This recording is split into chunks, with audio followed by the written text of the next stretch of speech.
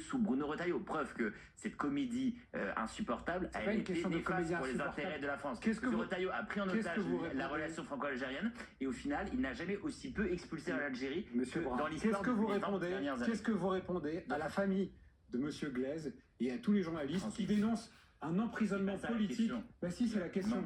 Parce que lorsqu'on parle de Maboul dans une relation, il faut expliquer pourquoi on en arrive à cette tension-là. On n'est pas dans cette tension-là à d'autres pays. Vous parlez tout à l'heure des liens particuliers qu'on peut avoir des pays du Maghreb. Figurez-vous que moi, je ne sais pas si c'est votre cas, mais moi, mon grand-père, il est tunisien.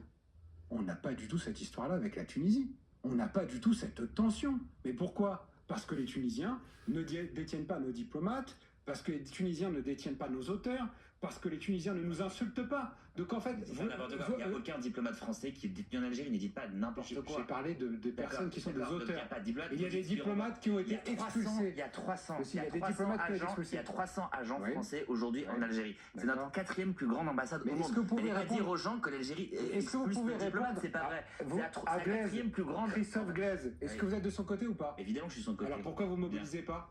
Pourquoi vous en parlez jamais? Alors, monsieur, moi déjà j'étais mobilisé pour Boualem Sansal, je suis une des rares personnes de gauche qui était mobilisée pour Boualem Sansal. Vous avouez que la gauche a lâché Sansal? Non, je suis dans toutes les manifestations pour Boualem Sansal. Je soutiens évidemment Christophe Glaise. Je dis simplement, c'est que c'est un pays frère. C'est un pays frère. Ça sera toujours. Le peuple algérien sera toujours un peuple frère du peuple français. D'accord. Et le nier, c'est nier la réalité des relations entre nos deux pays. Maintenant, ce qu'il faut faire, c'est ouvrir le dialogue avec ce régime,